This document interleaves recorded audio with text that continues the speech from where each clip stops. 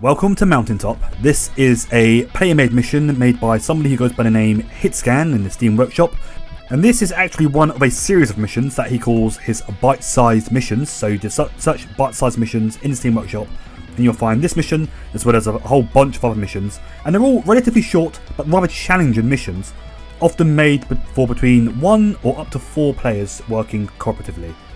This mission is focusing on the Medusa and its anti-radiation capabilities. The whole terrain facing us is saturated by enemy long-range radar-guided air defense on mountaintops and hills and things like that. Some of them are primary targets, some of them are not. But the moment we take off, we'll be pretty much being locked up fairly quickly by some of these systems. And making it all the more challenging, there are other assets that are there to support these long-range radar-guided missiles.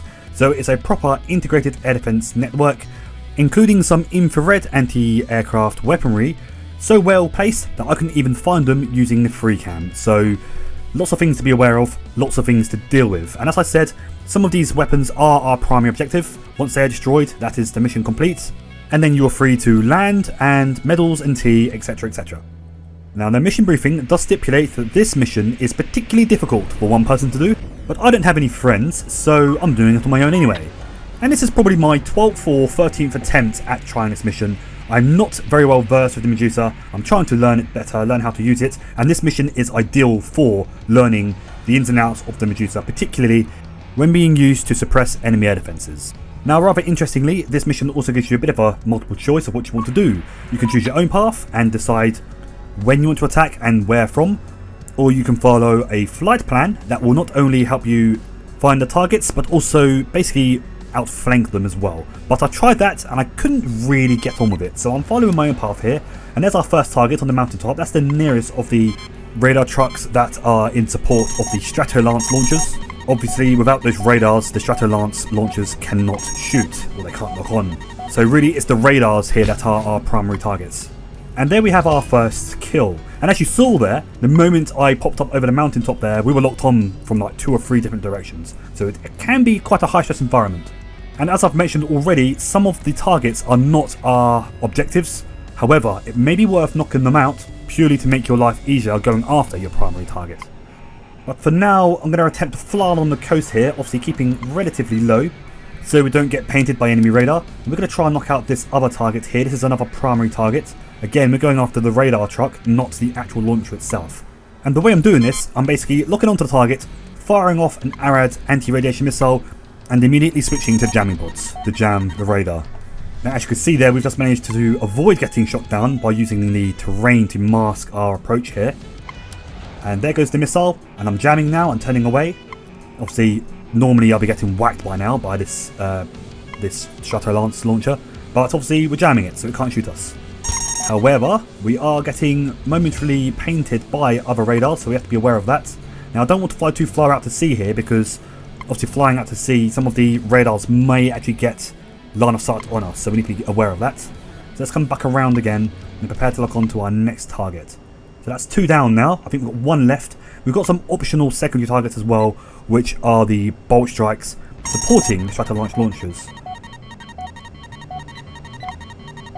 So it's going to jam this missile here and dip down behind the mountain so it can't hit us. There we go. Alright, we're going to follow what was roughly the pre-made flight plan here to go around this mountainside, because the last primary target is sitting a bit further back.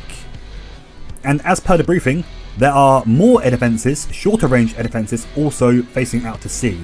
And I know that if I try to shoot over those defences, my missiles are going to get shot down. The bolt strikes will shoot down my missiles. So this is the route the pre-made mission planner would probably take you if you want to follow it. Brings you around this way. And there goes the missile at that last radar side. I'm going to have to dip down here because I've got a missile coming right in heavy on me. Okay, and once again the terrain has masked our approach. Obviously I couldn't keep the jamming on that radar there because the mountain works both ways.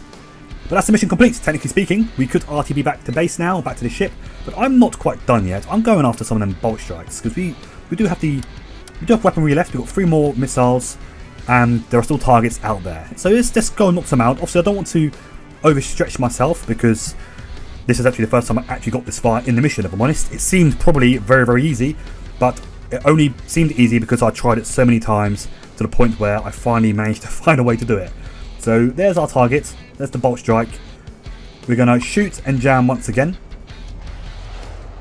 Okay, and we're going to turn away because we don't want to get painted by those other radars over there, the other long range air defences. There we go, lovely. That was one of our optional secondary targets. I think that might even be the only one, in fact. But once again, there's still more targets and I still have munitions. And I'm not done yet. I'm not happy just to leave these pala nerks guarding this mountain, even if their air defense network has been largely reduced by us poking them in the eyes. Now, as I mentioned at the start of the video, there are short-range infrared defences out there. None of them are popped up yet, which is kind of nice. I don't even know what they are. All I know is in some of my previous attempts, I was being locked on by infrared missiles. Right, so I'm going to go after the radar off on the mountaintop there, that distant radar, rather than the near one. I think the near one is just a pre-placed radar building. And this distant radar on the mountaintop there is actually also supporting a Strato-Lance launcher. So we're going to go for that. But just in case this near radar is something, I'm going to try and jam it. I can't get line of sight on at the moment, so that's probably not going to happen. But that's also good, because it probably means that that can't get line of sight on my missile, which has already flown well past it. And is it going to hit? There it goes. Alright. Another radar truck destroyed. Not one of our primary objectives, not even one of our secondaries, but it's been destroyed either way, and I'm quite content with that. Quite happy.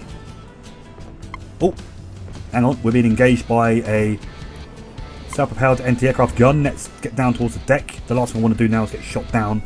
Like I said, I've been at this mission for a while now, trying to find a route in to do it.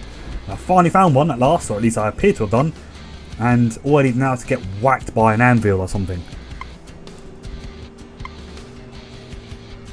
Okay, so there appears to be one last radar truck. I can just about see the top of its radar on my little monitor there. So I'm going to come around and see if I can get my last missile off on that. So I'm just going to keep coming around. Hopefully I don't get hit by a bolt strike or something.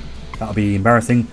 So let's get the nose on, get into the arc, and I can shoot this missile off. Oh crap, I'm committed now. So what I'm going to do, I'm going to shoot this missile and start jamming that. And that's, oh good, that's deterred the missile away. Happy days. I didn't get a good look at it. I think it is just a radar truck that's supporting another Strato-Lance launcher. But either way, it's dead. So whatever it's supporting, it isn't supporting it anymore. And that's that. Well, that's all my missiles gone. I'm going to head back to the ship now. Okay, so once again, the mission gives you two options here. You can land, or you can just end the mission. Now, I'm going to land, because I've never actually tried to land a Medusa on a carrier before. And I do carrier stuff a lot, normally from the BDF point of view. So normally it's an X class, and normally it's a Vortex or a Tarantula that I'm landing. But I'm trying to get into the Medusa more, so we're going to try and land the Medusa on the carrier. Now the carrier isn't actually moving, which in my opinion makes it a little bit more difficult, because you do have to get into a proper hover. However, there is an enemy radar there, another radar truck supporting a Strato-Lance launcher. I need to be very wary of that, because that can probably kill me. So I'm going to jam that as I come past and start losing altitude to use the terrain to defend myself. Now, I'm still not entirely sure where the infrared... In fact, there they are. I'm being shot at by an infrared missile launcher. Look at that. I just have to say I don't know where they are, and I get locked on by one. So let's turn away, because there might be more of them hidden amongst the trees. I don't actually know. Yep, see, they're trying it. Okay, cool. I think I'm safe though. Heading back towards the ships. Obviously, the ship's air defences can also protect me if there's anything that has a go that I can't avoid. Hopefully the ships will engage it and save me or whatever. But anyway, let's try and land this thing. Okay, so I've been bleeding off speed. I'm approaching the carrier's stern. Obviously, it's a Hyperion, so it's an angled flight deck. I need to be aware of that. Now, if this was in a Vortex, I would probably hover alongside, or if it was an NX carrier, sorry, I would hover alongside and then move sideways, strafe sideways, and land on the deck. But I'm not going to do that with the Hyperion, because, as I've already mentioned, this was an angled flight deck. It's not straight forward and aft. I'm coming in at a fairly shallow angle here, purely because, once again, I don't know what enemy defences are still left. I don't want to end up getting shot down whilst flying very slowly, coming in for a landing. but I am coming in a bit too slow, so I'm going to put the engines on a bit more to gain a bit of altitude. And basically the way I do these landings, I do it all manually. I don't use any of the auto hover features. I just keep an eye on my airspeed, trying to match up with the carrier. Obviously the carrier is still anchored here. My velocity indicator, that's this little pip here, and of course my altitude. They're the three things that my eyes are continuously flicking back and forwards looking at, whilst also moving my nozzles sort of backwards and forwards. At the moment they're pointing almost vertically down, because I'm now trying to gain a bit of altitude so I don't whack into the back of the carrier. And this has already been a rather messy landing if I'm honest. I'm normally a lot more smooth than this. And I'm just gently going up and down on the throttle, trying to keep my plane steady so it doesn't start swinging left and right. And that's pretty much it. There we are, lovely. Right on the centre line as well, look at that. Beautiful. Obviously in a fast jet, rather than this slower support jet type thing, you'll just crash into the deck and pretty much on almost full throttle and have your hook down to catch the wire. This plane doesn't have a wire because it's meant for STOVL or VTOL landings and that sort of thing. So I'm going to park up now. I hope you've enjoyed this mission. Like I said, check it out on the Steam Workshop. It's been very, very good for me practicing doing SEAD, suppressing enemy air defences, because it's not something that I normally would do specifically. It's something to do as and when I get the chance to in a mission or on escalation or whatever. So well done to Hitscan for making this. I'm going to definitely try more of his missions because they all seem rather challenging looking at the briefings. Don't forget to like and subscribe for more. I hope you enjoyed the video. Please leave a comment telling me what you think and how you do this differently, or just comment on my crappy landing there if you like. I don't mind. Just leave a comment.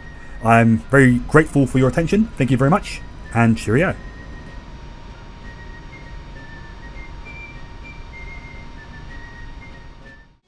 But at this point, a third aircraft made itself known, an enemy Revoker. This put me in a rather vulnerable position here, and I had to fire my last S3 missile at the Ifrit to ensure I got the kill. This Ifrit was my 6th kill of this sortie, and I felt obliged now to beat a hasty retreat. I was down to only